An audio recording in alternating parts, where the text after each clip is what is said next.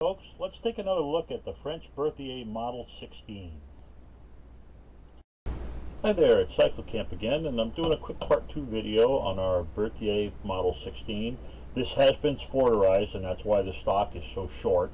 The stock actually normally comes out to about here, and this one's been chopped off. I did buy a replacement stock, or a foreign, because the stock has serial numbers on it. But unfortunately, when I lined up, this is the piece that I got from S Sporters, which was a 4-stock that's broken. Obviously, the back of it's broken off. And the object of the game is you could duffel cut this and match this in. Well, unfortunately, normally when you duffel cut one of these, you cut it right where the barrel band comes in. That way the barrel band hides a cut, and then you put the lug in between the two. But if you look at this one, if we line it up based on the,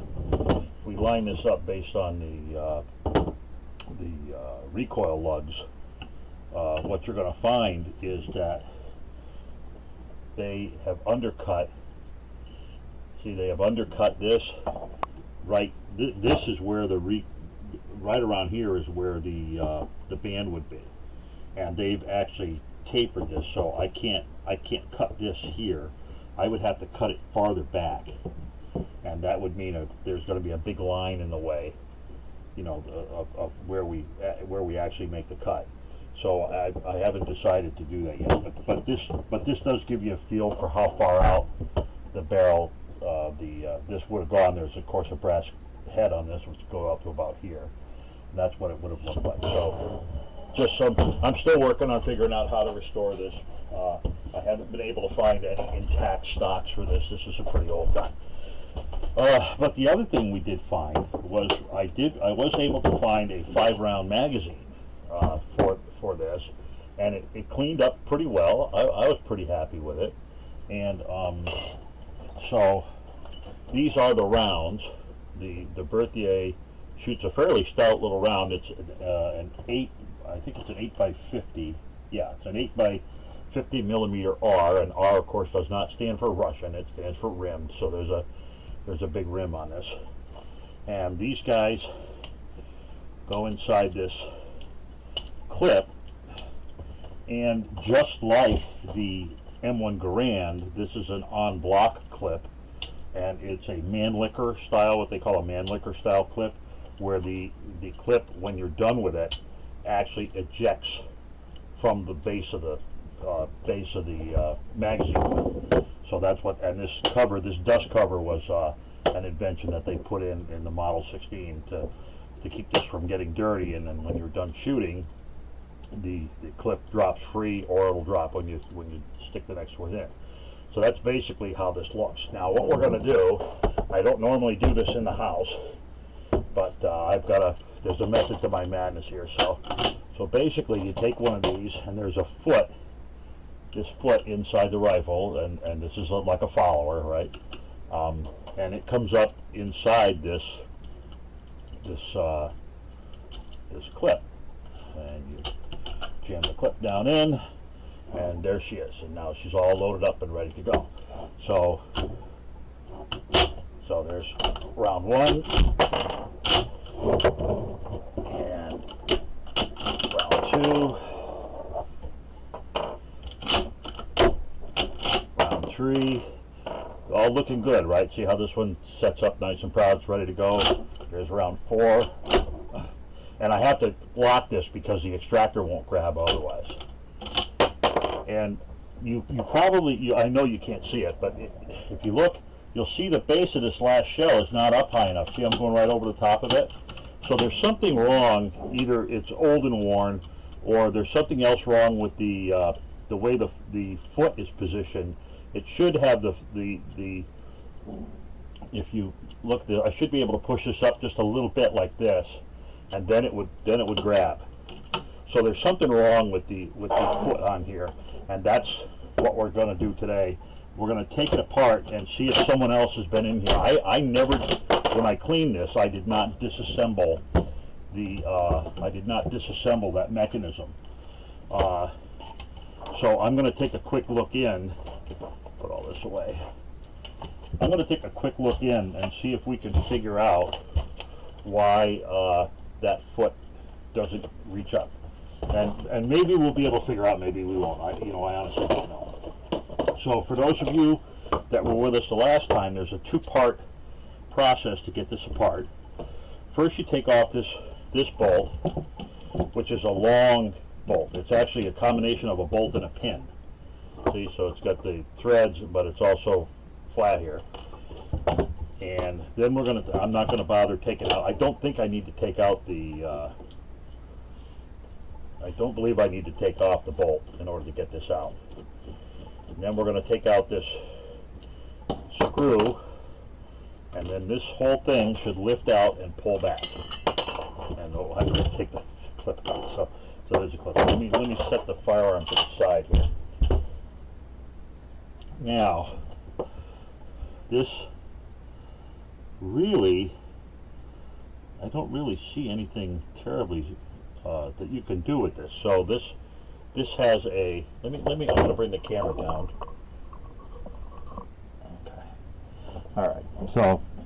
So you can see how this thing works. There's actually two pivot points. Here's a pivot point for the actual follower, and then here's the pivot point for the entire mechanism. So there's two flat springs. There's a flat spring here and a flat spring here, and you go down here, and then you go down here. And to be honest with you, I don't see any way that you would get this to come up a little higher other than right here at this, where these two connect. And unless that was, it certainly doesn't look broken or damaged or anything. So I don't see off the top of my head. I will say it does look that like this arm is just slightly bent right in here. So I wonder if that's what's caught, because it is the rearward part of this that needs to come back up. And the problem is I really hate to break it. You know, if I was to pull it up too hard, I'm afraid I might break it. And the other thing is, I noticed that it's also off to the side just a tad. It's dragging on stuff. So I noticed when it was in the gun that this was off to the side going this way. So I'm just going to give it a very slight little bit of a tug and try to center it up a little better. That's centered up a little better now. It actually looks like it might be going the wrong way the other way. But that looks a little better. And give it just a little bit of a pull up. I don't know if that's going to do it or not, but we'll give it a shot and see what happens. I mean, I'll be able to fire the firearm no matter what, so that's okay. Put this all back together.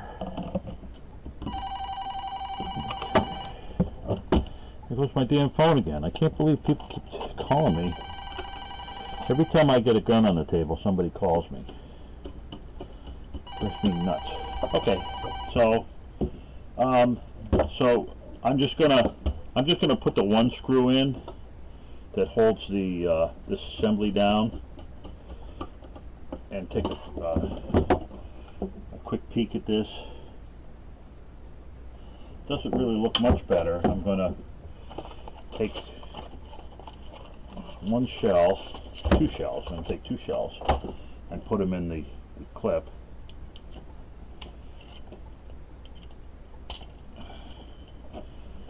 Drop them in here again. Okay, so there we are, and there's the first shell. No, we're still not, just barely catching it. It looks like that was the right idea. And we can come over, I think we'll come over just a little further over this way. So let's take take that off again. Again, I don't want to push this real hard because this is a very old gun. So I'm going to just take this back off the table a little bit.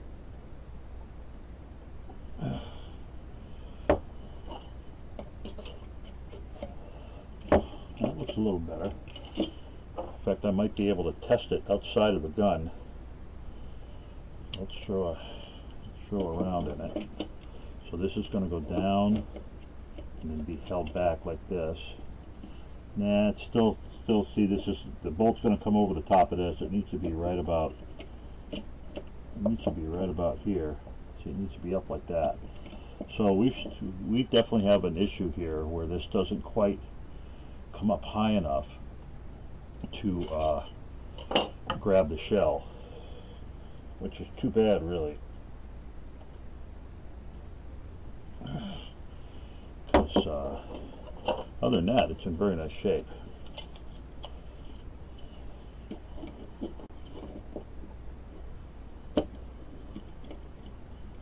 So you can, if I slide this back up against its notch where this magazine has, there's a notch in here to hold this magazine, you can see that the follower does not come up high enough to engage that shell 100%.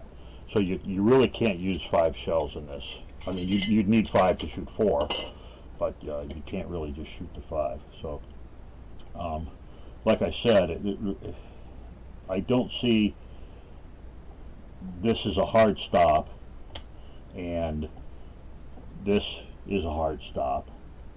There's no way to get this to it's the back of the follower, the back section that needs to be up farther. So I really honestly don't see another way to do that other than bending this metal. So I don't know what we're going to do about that. I don't see any other way to do that, because it's all just one piece. All right, so that was our look at what's going on with the LeBelle, and maybe I'll take a look at putting this in a vise and giving it a quick bend. We'll see. I need to take the part off camera and stick it in a vise and see if I could bend it just a little bit to improve the way it works. Okay, while we were off camera, I was able to bend this up just a scotch. It actually, I don't know about if you think so, but I think it actually looks a little straighter now. I think before it really was bent down just a little bit, but it actually looks a little straighter. And when we take a shell and stick it in the magazine, let's assemble this in. Now you see it even holds and locks up, and you can see that it's holding that shell at a much better angle, and I can just catch the top of it coming across. So I think that's going to do it. So let's put it all back together and see what happens. So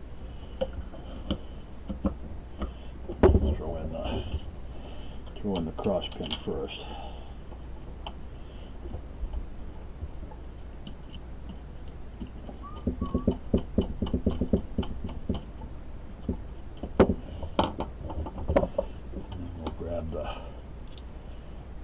Trigger plate, the tang of the trigger plate.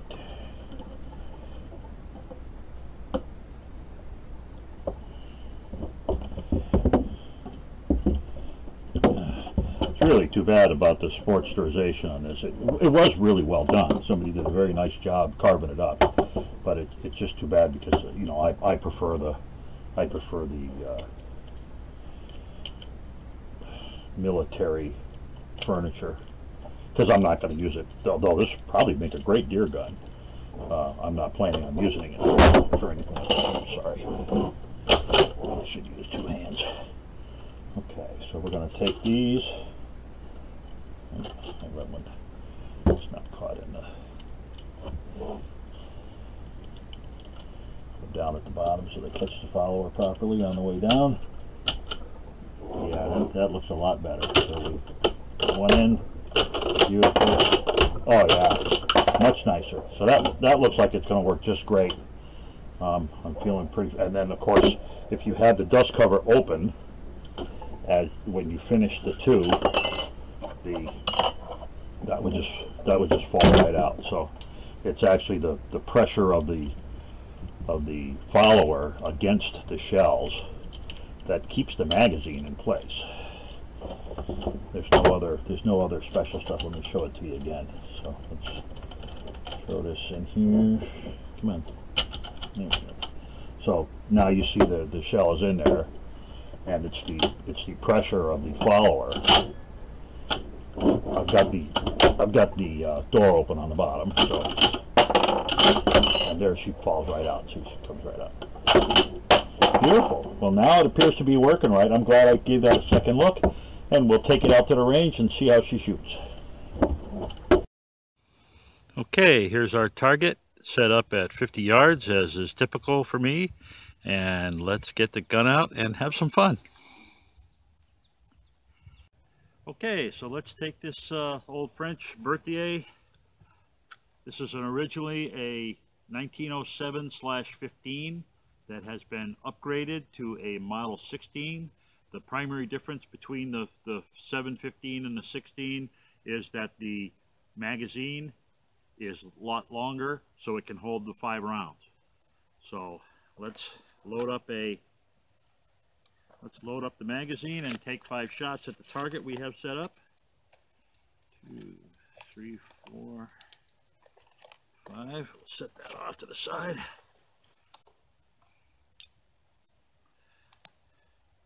Again, the Berthier uses a Mannlicher style en bloc clip. And en bloc means that the clip goes into a magazine and stays there.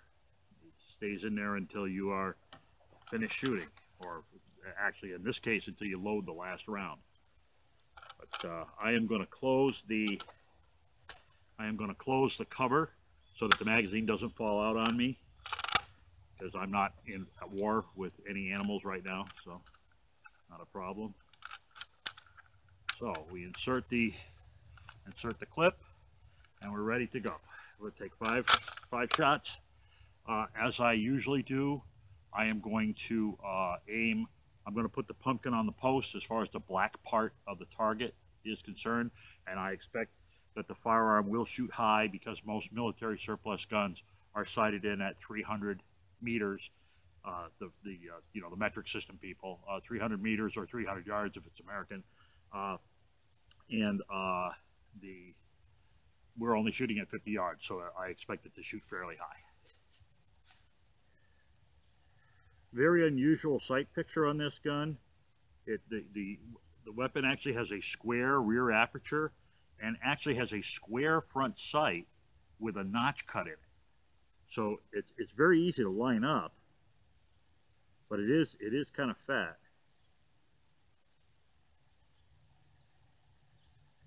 Ooh, yeah, that's 8 millimeter by 50. Quite a stout little round, especially when they've carved all the wood off and lightened the gun up considerably.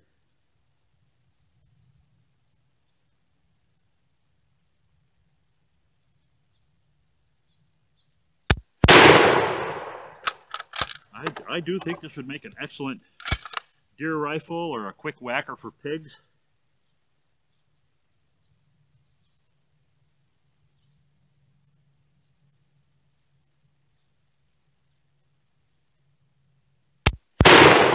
Even though I'm from the Northeast, I actually don't prefer venison. I actually prefer pig meat. One of these days I'll go down south and have a shoot with somebody. Rifle operates very well, very smooth. The action is very smooth.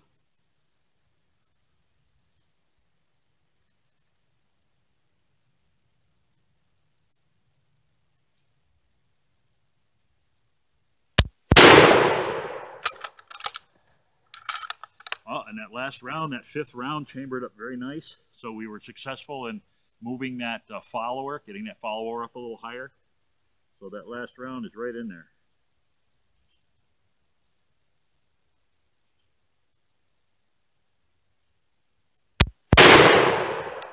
Okay, that's 5 out of 5. What did I do with my...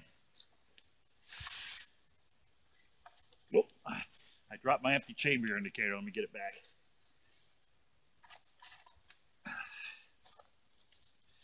Put my empty chamber in, and let's go down and take a look, see how we did. Okay, so let's take a look at how we did. Uh, Not too shabby, not too fabulous.